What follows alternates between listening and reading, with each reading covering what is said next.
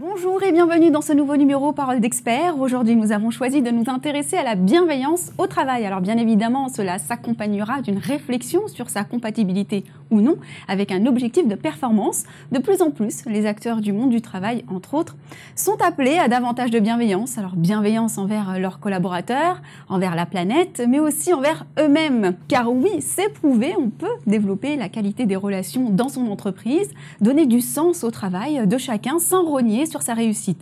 Encore faut-il avoir une bonne définition de la réussite. Sur ce sujet, un expert, Jean Maty, fondateur d'une entreprise, Noetic Biz, l'entreprise qui veut polliniser la philosophie. Bonjour. Bonjour, enchanté. Première question, oui. Je mets les pieds dans le plat. Est-ce qu'on peut performer dans la bienveillance ?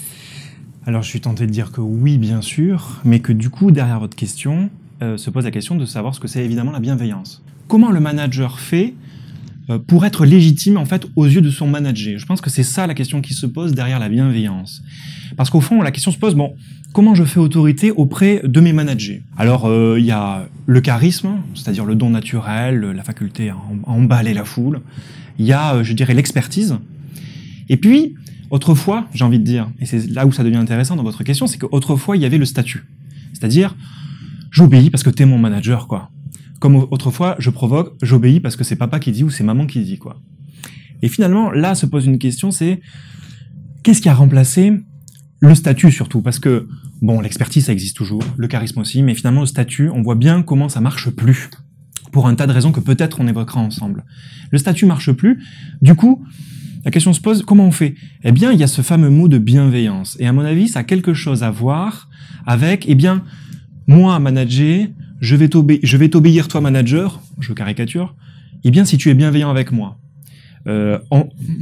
Si on le dit autrement, c'est si tu me montres que tu me veux du bien, si tu me fais grandir, voilà, dis rapidement. Donnant. Donnant. Et je pense que c'est quelque chose de cet ordre-là qui se cache derrière le mot de la bienveillance, en fait, qui est devenu, à mon avis, un concept, plus qu'un mot. Alors, est-ce que vous considérez aujourd'hui que les aspects émotionnels sont du coup suffisamment pris en compte dans les réflexions managériales aujourd'hui? C'est une bonne question. Nous, les philosophes, on s'intéresse beaucoup au sentiment, qui est un tout petit peu plus structurant, si vous voulez, que l'émotion. La personne humaine a le sentiment, parfois, d'être jetée comme ça, là, dans l'existence, sans l'avoir voulu, et devant une sorte d'absurdité. Eh bien, des collaborateurs, et des managers en particulier, qui ressentent ça. Tout l'enjeu pour la hiérarchie et pour les consultants, surtout que nous sommes, de les reconfirmer dans leur positionnement, dans leur identité professionnelle, pour qu'ils trouvent du sens et qu'ils ne soient pas confrontés à l'absurde. Et alors, pour ceux qui sont en tête de pyramide, quelle analyse vous en faites? On est en train de quitter un monde, pour aller vite, là aussi je vais dire industriel, pour aller vite. Exigeant. Et très exigeant, tout à fait. Normé, très normatif. Et on va vers comme dirait Michel Foucault, on va plus vers de la normation. Alors, il faisait la différence entre normativité, si vous voulez, top-down, et puis normation, bottom-up, comme disent les managers. Et allant vers là, en fait, les dirigeants sont bousculés eux-mêmes. Donc, victimes de leur temps. Victimes de leur temps. On a le sentiment quand même que les générations justement Y, Z sont naturellement plus ouvertes aux initiatives, au management plus collaboratif. Je pense que les jeunes générations, en fait, elles sont conscientes que le monde est de leur responsabilité. Elles sont libres, vous voyez, le tournant libéral, c'est bien le réveil de la liberté au sens vraiment de l'initiative de prendre le monde en charge. Et ce temps-là qui sert à reconfigurer, allez, j'ose le mot, des utopies, les jeunes générations sont hyper bien câblées, pour le dire vulgairement, pour ça. Il y a du positif et du négatif. Il faut avoir des racines pour avoir des ailes. Et ces jeunes générations manquent de racines. Donc, ça pose la question du transgénérationnel.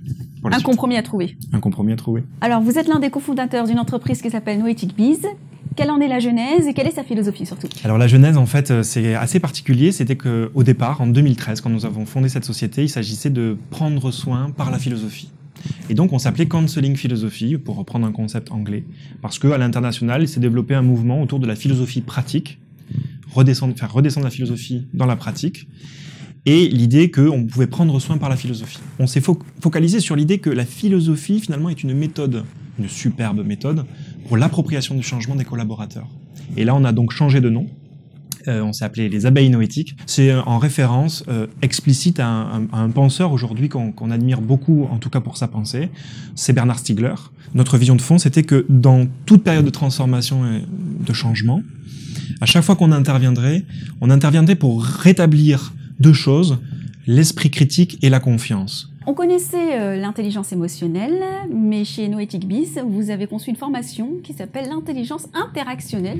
Oui, ça se complète largement avec l'intelligence émotionnelle, effectivement, c'est un autre prisme. On a conçu une formation qui consiste à remettre dans le système sanguin de l'entreprise et dans le système sanguin des collaborateurs surtout, de la philosophie, et plus largement d'ailleurs quand je dis philosophie, c'est même des sciences humaines, pour retrouver l'intelligence de l'interaction. Alors on l'a appelé comme ça, c'est au fond l'intelligence relationnelle. C'est la capacité à nouer une relation de confiance avec son client.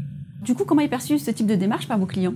Ils intuitionnent que c'est par le sens que la bataille va se gagner. Donc c'est bien reçu. Ils sentent que c'est une bonne chose. Ils nous disent comment vous faites. Et là, on leur explique et là, ils sont convaincus. Mais alors du coup, cette culture du changement, est-ce qu'elle peut s'opérer sans impact sur l'organisation de l'entreprise? Je dirais que si elle ne le fait pas, c'est qu'il n'y a pas de réel changement. Dès qu'on touche à la collectivité, on touche forcément à la question de savoir comment être ensemble. Et comment être ensemble, c'est la question, en fait, véritable de l'organisation. Alors, je me fais volontairement l'avocat du diable. Comment on peut introduire une forme d'artisanat, finalement, dans des logiques industrielles? Nos clients sentent bien qu'il faut réintroduire cet artisanat humain, ce sens de la facilitation humaine qui est un véritable artisanat. Ça me fait penser, finalement, à Aristote, parce qu'il explique ça. Il parle de l'artisanat et de l'art, et il dit la chose suivante. Il dit, en fait, le bon artiste, c'est celui qui montre combien la matière qu'il travaille a du génie. Ça implique qu'on soit confronté à l'imprévisible de l'humain. Mais l'artisan, il a aussi ses règles de l'art. Il a aussi ses techniques artisanales. Donc c'est technique artisanale et accueil de l'imprévisible. C'est ça les recettes d'un accompagnement réussi. Et je crois que même que j'ai dépassé la philosophie en disant ça. Quels sont vos projets à court et moyen terme? L'activité principale sur le métier de la facilitation. Ensuite, on est en train de développer à la fois la formation sur laquelle on est déjà et à la fois le conseil sur lequel on est en train de se développer.